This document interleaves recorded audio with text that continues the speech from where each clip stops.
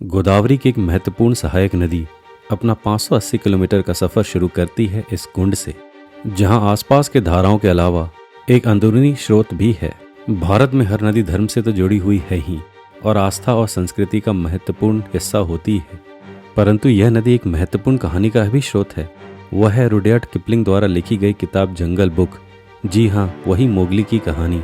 130 साल पहले लिखे गए इस किताब में लगभग 13 बार इस नदी का जिक्र है। आगे बढ़ते हुए हम आपको लेकर जाएंगे इसके सबसे पहले घाट पर, जहां ये अपने स्वरूप में दिखती है, और यही है वैनगंगा जी की अप्रतिम प्रतिमा। और अंत में हम पहुंचेंगे उस बांध पर जो बना है घने जंगल के अंदर, पर समय के साथ लगातार इसमें पानी का भराव कम होता जा रहा है। मध्य प्रदेश और महाराष्ट्र के जंगलों और आदिवासी इलाकों की जीवन रेखा और संस्कृति का प्रतीक है यह है वैनगंगा का उद्गम स्थल।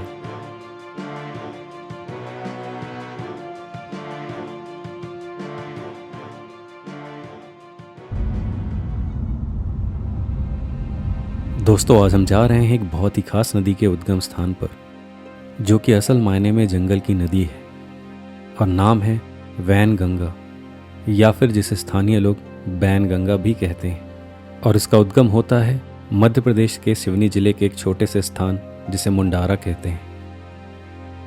सिवनी जिला महाराष्ट्र से भी लगा हुआ है और पेंच उद्यान से भी। बैनगंगा नदी के बारे में हम और बातें करेंगे और मैं आपको और जानकारियाँ भी दूंगा, पर पहले चलते हैं मुंडारा, और उसके लिए हमें ढूंढना पड़ेगा मुंडारा का रास्ता। आप यहाँ से जाइए, सिवनी क्रॉस करेंगे तो सिवनी से 10 किलोमीटर आगे पे एक हनुमान जी का स्टैचू है। वहाँ पे आपको छोटा रूप मिलेगा बैनगंगा नदी का। वहाँ से आप गोपालगंज चले जाइए, गोपालगंज से ही अंदर जाना पड़ेगा, वहाँ मुंडारा है, वहाँ से बैनगंगा जी का उद्गम स्थल है।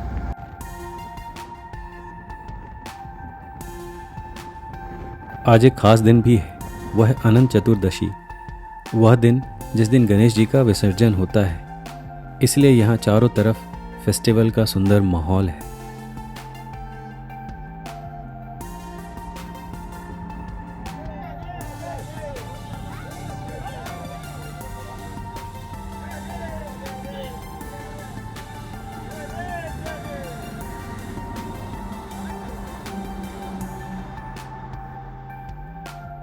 National Highway 44.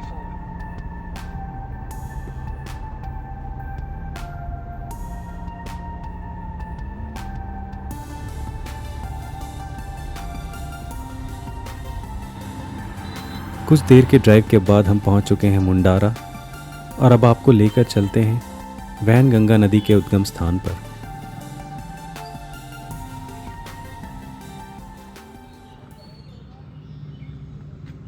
वैनगंगा उद्गम कुंड के चारों तरफ यह मंदिर परिसर बना हुआ है और यहाँ आपको काफ़ी शांति का एहसास होगा।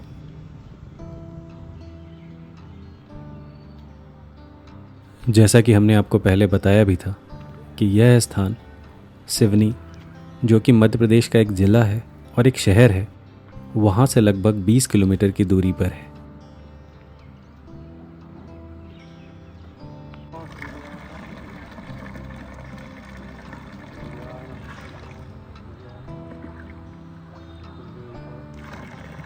तो यह है वह कुंड जो है मध्य भारत की एक बहुत ही पवित्र माने जाने वाली नदी वैनगंगा का उद्गम स्थल। और कहा जाता है कि यह कुंड के बीच में जो एक छोटा सा मंदिर आपको दिख रहा है, वहीं नीचे एक थोड़ा सा गहरा कुआं है, जहां से पानी ऊपर की ओर आता है साल भर, और इसीलिए वैनगंगा पेरिनियल यानी साल भर बहने वाली नदी भी है। वो कुंड है, कुंड के नीचे मंदिर है, मतलब कुआं है तक दिखे ना, कुआं, और उसके साइड में है थोड़ा सा गहरा टाइप का, और वहाँ 1 फुट से ज़्यादा 6 फीट से ज़्यादा पानी वहाँ गहरा है पानी। जाके दिखा।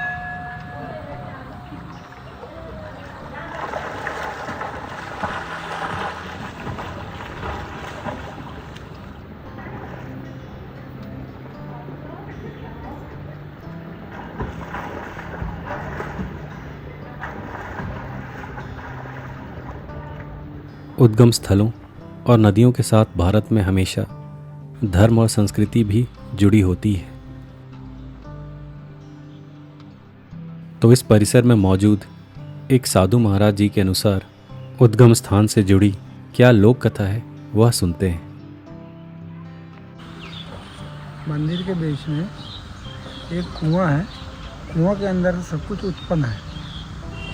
यहाँ पहले आदिवासी लोग कुआं खोद रहे थे। कुआं खोदते खोदते बहुत गहराई हो गई। गहराई में पानी नहीं निकल पाया तो एक लोटा भूल गए थे पानी पीने का। वो लोटा भूल गए थे। उसके बाद घर चले गए लोग लंच के टाइम में। उसके बाद में घर जाकर देखे लोटा भूल गए। उसके बाद में बोले दामाद को जाकर के लोटा ले आओ। उन्हें लोटा लेने जब आए, जब नीचे गए सीढ़ी से रास्ता से उतर करके, उसके बाद में जब लोटा पकड़े तो पूरा जल भर गया।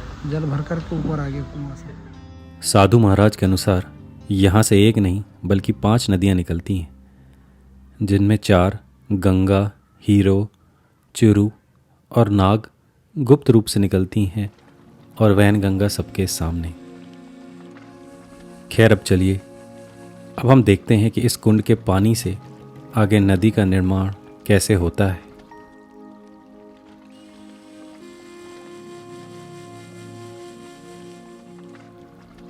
सबसे पहले इस मुख्य कुंड से पानी एक नाले के माध्यम से साथ लगे एक दूसरे कुंड में पहुंचता है।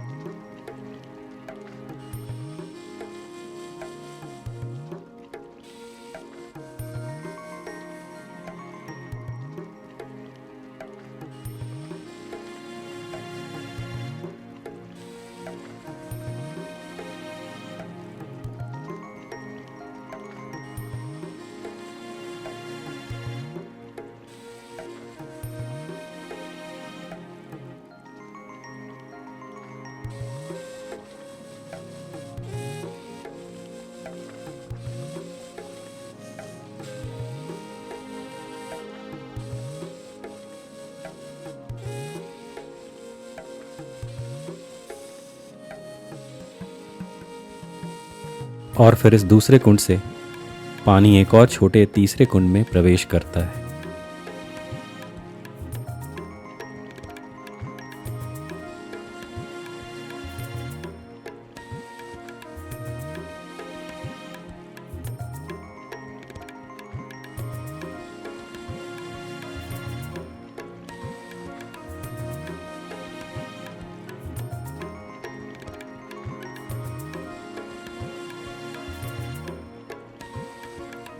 और फिर तीसरे कुंड के बाद पानी वहाँ से निकलकर पहली बार एक स्वच्छंद तरीके से बहना शुरू होता है।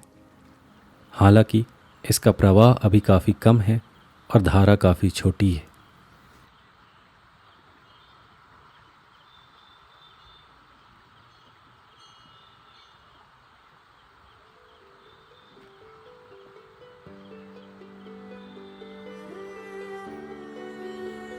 आप देख सकते हैं कि धारा के मार्ग पर काफ़ी खरपतवार उगे हुए हैं, पर पानी की धारा अपना रास्ता बनाते हुए आगे बढ़ती जाती है।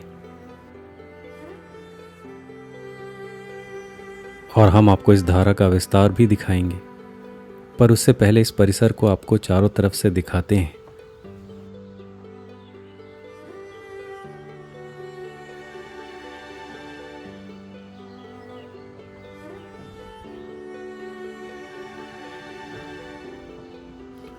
जैसा कि हमने पहले भी कहा कि यहाँ शांति बहुत है। इसकी एक वजह यह है कि यहाँ अभी तक बहुत ज़्यादा कमर्शियलाइजेशन नहीं है।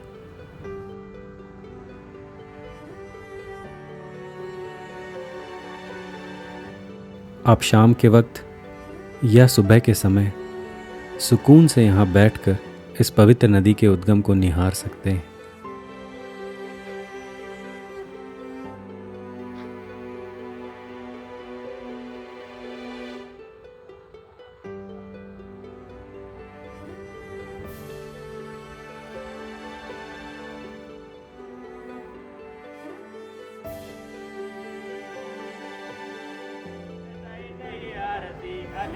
तुलसी भवानी पूज्य पुनि पुनि कुछ मन मंदिर धन जाने गौरी अनुकूल सी अर्पण जाय गई मन मंगल के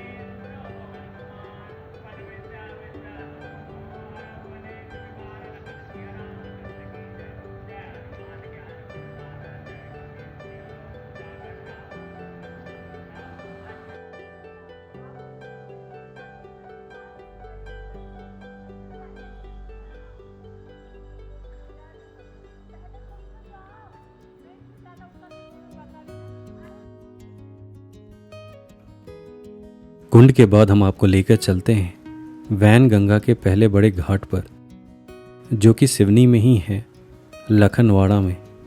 चलिए उस घाट पर लेकर आपको चलते हैं।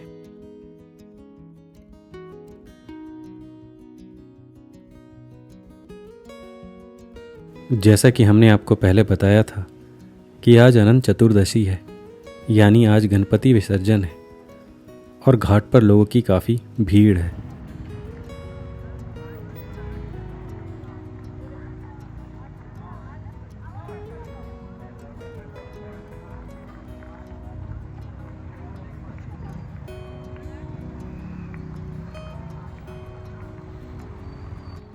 घाट से थोड़ी दूर पहले ही एक स्थान बनाया गया है जहां लोग मूर्ति का विसर्जन कर रहे हैं।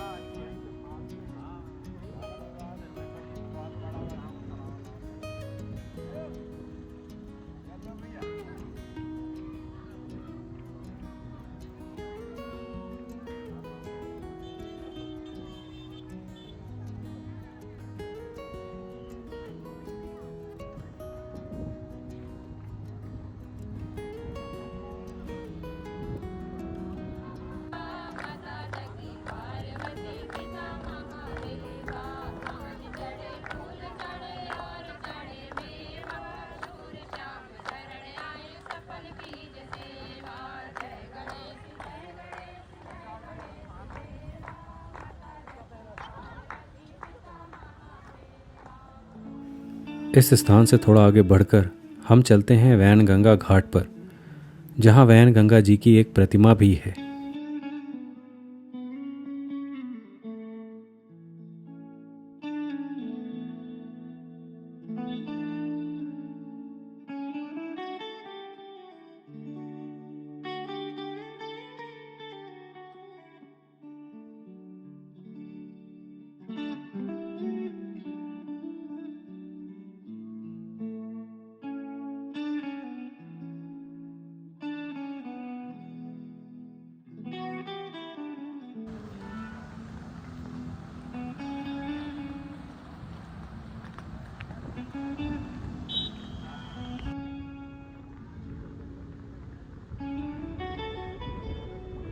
और आप जो ये नदी के बीच में प्रतिमा देख पा रहे होंगे, वह है वेण गंगा जी की प्रतिमा।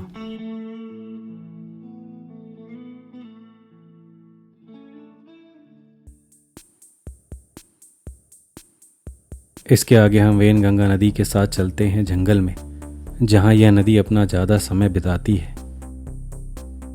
और वहीं हमारा इंतज़ार कर रहा होगा शेर खान, जो कि इस नदी के किनारे ही रहता है। आपको शेर खान कैरेक्टर तो याद ही होगा जंगल बुक का। रुडयार्ड किपलिंग को आज से लगभग 130 साल पहले जंगल बुक लिखने के लिए प्रेरणा इसी सिवनी के जंगल से मिली थी।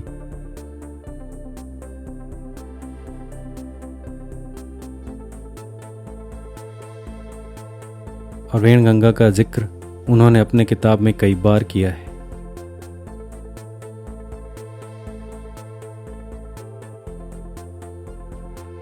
अगर आप इस इलाके में कभी नहीं आए हैं तो आपको बता दें कि मध्य भारत के कुछ सबसे घने जंगलों से होकर गुजरती है वेण गंगा।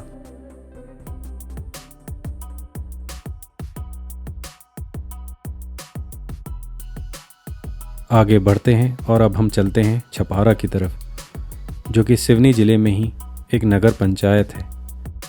एक समय पर गोंड और मराठा किंगडम का हिस्सा था छपारा, और मराठा राज्य में एक गढ़ी थी।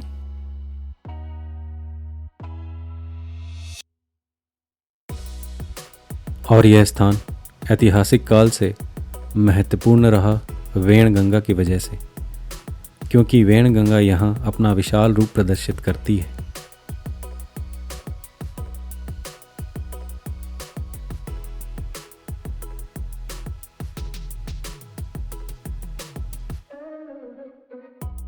पानी की बहुतायत और दो तरफ से पहाड़ी से घिरे होने के कारण यह उत्तम स्थान था एक डैम बनाने के लिए।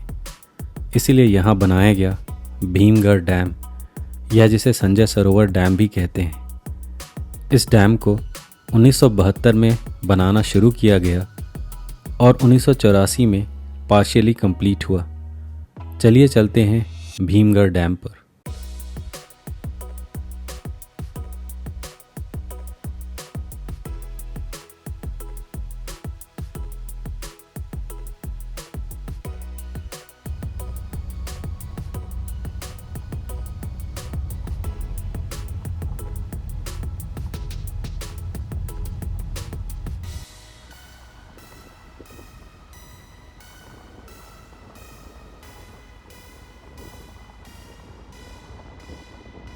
हम पहुंच चुके हैं संजय सरोवर या भीमगढ़ डैम पर। कहा जाता है कि यह डैम मिट्टी से बना हुआ एशिया का सबसे बड़ा डैम है, पर हम इस बात को सत्यापित नहीं कर पाए। लेकिन एक जानकारी हमें ज़रूर मिली, वह यह कि सिल्टिंग और कम पानी आने की वजह से अब धीरे धीरे इस डैम का स्टोरेज कैपेसिटी कम होता जा रहा है।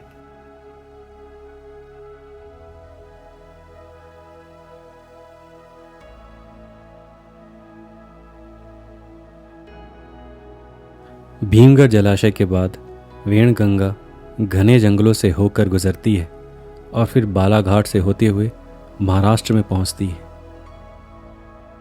और फिर भंडारा गढ़चिरौली होते हुए चंद्रपुर के चरमोसी में वर्धा नदी के साथ मिल जाती है। और वहाँ इन दोनों नदियों के जुड़ने के बाद उन्हें एक नया नाम मिलता है, जो कि है प्राणहिता। प्राणहिता नदी फिर 113 किलोमीटर का सफ़र करने के बाद तेलंगाना के कलेश्वरम में गोदावरी में मिल जाती है। वेणगंगा उन जंगल के इलाकों से होकर गुजरती है जहां आज भी लोग सामान्य जीवन यापन करते हैं, पर बड़े शहरों के लोगों से ज़्यादा खुश रहते हैं।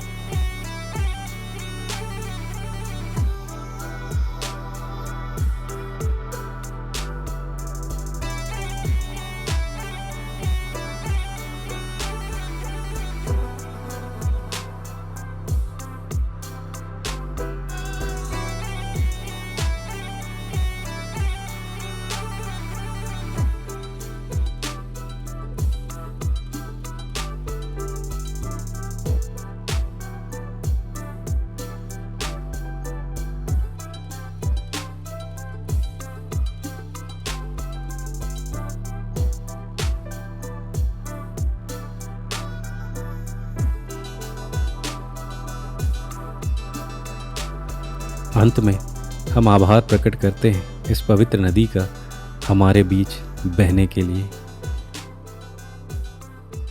इसी के साथ आपसे विदा लेते हैं, इस वादे के साथ कि अगले हफ्ते आपसे फिर मुलाकात होगी। तब तक के लिए नमस्कार।